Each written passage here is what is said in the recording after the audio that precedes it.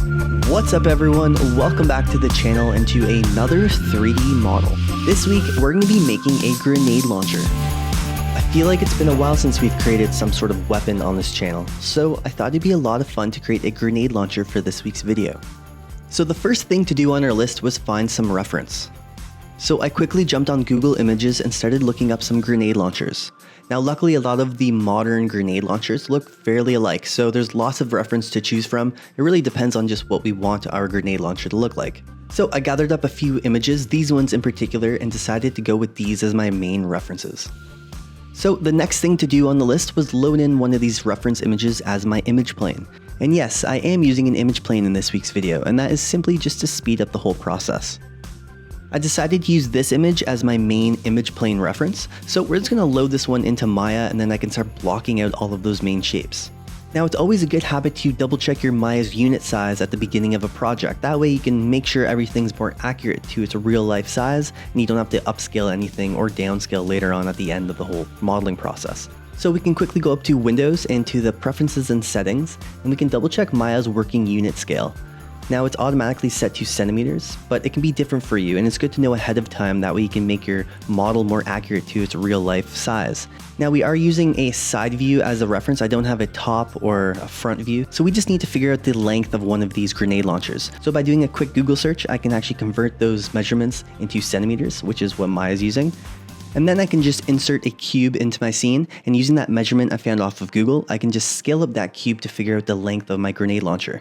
Then all I have to do is scale up my reference to align it with that cube. Now I'm just going to do this really quickly, but if you want a much more accurate size, you can spend a little bit more time making sure everything aligns perfectly. Alright, so now that everything is set, we have our reference and our measurements are all accurate, we can start blocking out our shapes. Now I'm not going to worry about getting everything perfect right away, we are just going to block out all the main shapes and then we can start refining them later on. I find if you obsess over the shapes too early on in the process, it can really drag everything out. So we're not going to worry about getting everything perfect, we are just going to block out those main shapes first and then we can move on to more fun things later on. And don't forget, this whole video will be available in real time along with the full UV mapping process. So if you're interested in seeing any of that, along with getting access to the working files, it will all be available on my Patreon page, which you can find in the link in the description below. Now there are a few things I wasn't planning to add to this model, one of them being the scope, and you'll see at the very end of the modeling process I decided to go ahead and model a tiny scope. And that's simply because I saw in a few of these reference images they had scopes on them, and it definitely makes the model look a lot more interesting. Now that being said, it does take a lot more time modeling a scope for a gun. So we're going to simplify a lot of the shapes on our grenade launcher. Of course, if you spend more time refining those shapes and making them more interesting and more complex, you will definitely get better results in the end, but we're going to make a lot of these shapes very simple. And we will go over this later on in the video and dive a little bit deeper into things I would do differently if I had more time to invest into it. So like I said, I'm not going to focus on getting everything perfect right away. We are going to use this image plane as my main reference, but I'm also going to take ideas from other references I gathered online. For example, the stock I ended up changing just to simplify it and make it a little bit easier to model, and a few of the other small components I took from other various references that I gathered on Google. Oh, and also, if you like these types of videos and you want to see more random 3D models, please consider subscribing to the channel. And if you'd like to support my art in a bigger way, please check out my Patreon page. Not only is it the best platform to support my artwork, but you can also get access to a lot of additional content like other tutorial-based videos, working files, and real-time videos. I'm always trying to upload there, so there's always new stuff coming. Alright, enough of me talking, let's just continue blocking out all of these main shapes and we can slowly piece together our grenade launcher.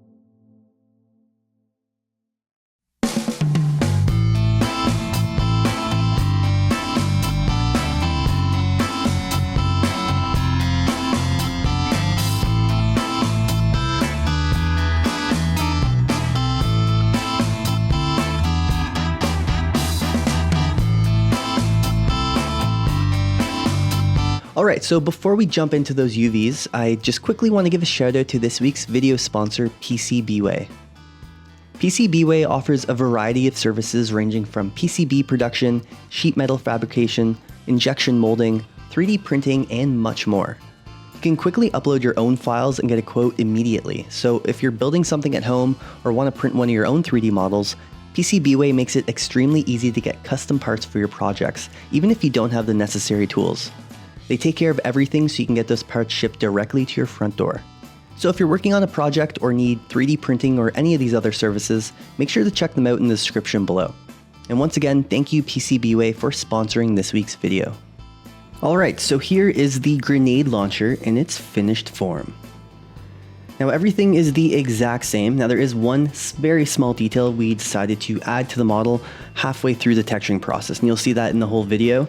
I just decided to quickly add in these little screws and bolts. It just looked a little bit plain in this center area, which we will talk about soon. And I just really quickly wanted to model a screw just to make it look more interesting, at least in my opinion. But other than that, everything else is the exact same. So what I decided to do was split this thing up into 4 different groups for the 4 different textures applied. Now yes, 4 textures may be a little bit high depending on how this model is going to be used, but to be honest with you, I ended up adding subdivisions to most of these shapes, so it's fairly high in polys to begin with. So I just said, what the hell, we'll just add 4 textures. That way I can just get the most out of these textures in the resolution when we jump into Substance Painter. But just keep that in mind, it's really up to you as an artist to decide how many textures you're going to use. And that really depends on how the model will be used, like for example in certain game engines or just as a really cool render or a high poly asset. It's really up to you. Alright, so in the very first texture in the very first group is basically the very front, so the whole barrel and the grip. Now, as you can see, there is a little piece missing in the bottom right corner here, and originally, if you follow along in the Patreon video that shows a full UV process, we originally had this filled in with, I believe, these little shapes over here. They were larger. But last minute, at the very end of the video, when we were adding in these bolts, I decided, or thought I was going to add in some tape. I wanted to basically add a few more elements to it to make it more personalized. So maybe some grip tape around this front little grip, or some pieces of tape holding like certain components together. I even considered actually like a little military dog tag that was wrapped around the grip or around the metal pieces. Now there's reasons why I just decided not to do that, which we will talk about soon enough, but that's simply why I have this gap here. I just decided to not go ahead adding in that tape and stuff, and I just was too lazy to move my UV shells back. Now, one of the most important things is making sure that my UV shells were nice and straight, either vertically or horizontally. Not only would that just make applying materials a little bit easier in Substance Painter, but it's also going to help me take advantage of my real estate that I have here in this 0 to 1 space. And by having my shells nice and straight, I can fit these shells a lot closer together and just take advantage of that space just to get more resolution out of my materials. So the second group and texture is the scope, as well as this tiny little metal piece on the front. Now, like I said earlier, I probably could have reduced the texture amount just by combining the scope with one of these other objects, maybe the front barrel, but it is what it is. Once again, just making sure that my shells are nice and straight to take advantage of my space. And the third group in texture is the back stock. I believe they're called stocks on guns. I'm no gun expert here, but like I said, to take advantage of that space, make sure that my shells are nice and straight. And the last one is everything else, so the main center piece, center area of the gun. And maybe this actually would be a good one to add the scope into if I were to redo this or reduce one of the textures. So that's how I basically UV'd this model for Substance Painter. And if you want to see the full UV mapping process, that will be available in the real-time video, which will be available on my Patreon page.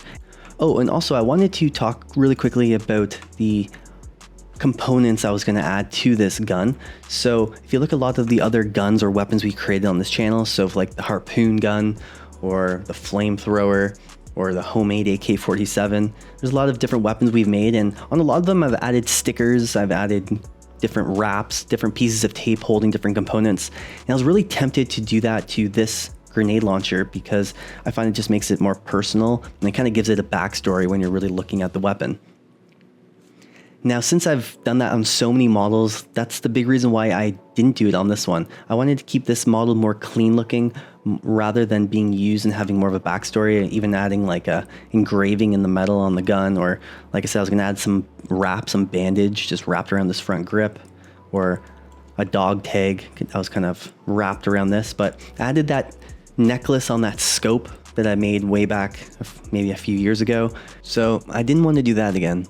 And I added lots of different pieces of tape on lots of my models and lots of stickers. If you're familiar with this channel, I like to throw stickers on a lot of my models. So I decided to avoid that on this model. Now that being said, I feel like if you added a lot of those elements, you could really make it a lot more interesting to look at. So just keep that in mind. It's always nice to add a little bit of personal elements to it that makes it look a little bit more unique. And that's something very small I feel like this model is missing, but it's also nice having it clean. So honestly, these are the hardest decisions to make. All right, enough of me talking. Let's export this grenade launcher and we can start our texturing. All right, so now jumping over to Substance Painter, we can go ahead and load in our FBX file from Maya. Now, there are a few things about the texturing process that I wanted to talk about. Now, normally when I dive into Substance Painter and I start the whole texturing, I kind of have a vision or an idea of where I want it to go. And with this grenade launcher, I was really struggling with choosing how I wanted it to look. If you look at a lot of these reference photos I found on Google, there were some that were just plain metal, kind of dark, bluish, black. And then there were other ones that were beige and black. And I feel like the beige and black added a bit more color, which made it interesting. But the black gun just always looks really cool, at least in my opinion. And that's originally what I decided to do. So you see throughout the majority of the texturing process, I really am working towards this darker metal look. And I realized almost 80% of the way through the texturing process that it looked very similar to a lot of the other models that I created on this channel when it comes to weapons. So if you look at the flamethrower, or if you look at the harpoon gun, even the AK-47, and a few of the other weapons, they all have a similar color to them. It's that classic dark metal, sort of sci-fi-y, not really sci-fi-y, but also kind of sci-fi-y, but it has that blue sort of metallic look to it, which looks really cool, don't get me wrong. But because I've done it so much on this channel, I decided to change it up last minute and add a few of those beige colors. It makes it look a little bit more military-like, at least in my opinion. Now at the end, I was really torn between the two of them, and I didn't know which one I wanted to actually use in those final renders. So I decided to use them both. Now I am really interested in what you think. So if you can do me a huge favor in the comments below, please let me know which one you think looks better, at least in your opinion. The black full metal look or the beige black look, the more military look. I was originally leaning towards beige, and now I'm looking back, I kind of like the classic metal black look. I'm really torn between them both, so that's why I decided to use them both in the final renders, but I'm really interested in what you would have chosen if you were doing or recreating this model. Now, one other thing I wanted to quickly talk about is texturing metal objects. So when it comes to really clean looking models like this metal blackish blue color that we were originally working towards, I find it's very challenging to actually make something that's very interesting and very clean. I find a lot of times when you're working with very simple, plain materials, it can look very dull and very just not realistic. And I find a big thing that helps improve that are subtle grunges and dirt values and different scratches that you can add on top of that clear material. Now, don't get me wrong, it doesn't mean you need to make it all dirty and grungy, but nothing in life is very perfect looking. Unless it's straight out of the factory or it's just been polished, very rarely will there be no smudges or dust particles or anything at all sitting on top of any object. So by adding very subtle amounts of dirt and grunge, it can really increase the realism of your asset. In particular, metal objects like this gun. So I personally always struggle with clean metal objects. I find I have to spend a bit more time modeling them to make them look a little bit more realistic, at least in my perspective. But by adding in those subtle fill layers and adding different grunge values and different dirt smudges and little pieces of dust or scratches, it can really go a long way. And that's what we're gonna do with this model. We're gonna spend a bit more time after we fill in all those empty meshes with some sort of material. We're gonna spend a bit more time trying to add some dirt and grime on top of this clean metal. Now, before we get to that fun part where we get to add all that dirt and grime, we do need to fill in a lot of these meshes with some sort of material. And I've said this in almost every video I post here on YouTube. I find if you want to increase the whole texturing process, you want to make it a little bit quicker for yourself, don't worry about getting every material perfect right off the bat. Just focus on filling in those empty meshes with some sort of material, and that'll give you a better idea of how everything's looking once it's all textured together, and you can start refining those shapes to make it look more accurate to however you want it to look.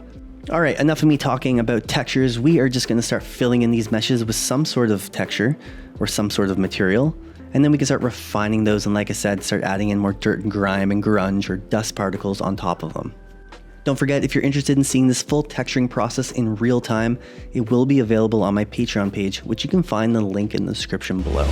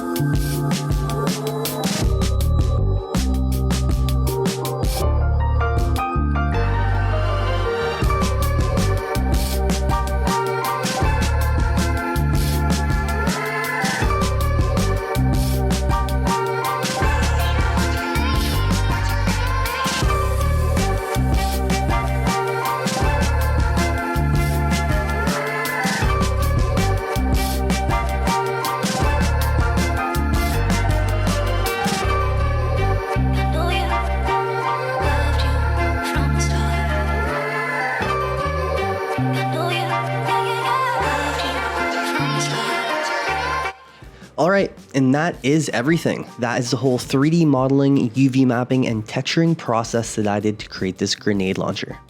If you like this video, please consider subscribing to the channel to see more random 3D models. And if you want to help support my art in a bigger way, please check out my Patreon page. You can also find this full video in real time, along with all the UV mapping process and all of the working files. It will all be available on my Patreon page, which you can find the link in the description below. And as always, I want to give a massive thank you to all of my Patreons. You guys are all amazing, and I really can't thank you enough for your continuous support. Oh, and let me know in the comments, beige or black? Which color of weapon do you think looks better? All right, thanks for tuning into this week's video, and I will catch you guys in the next one.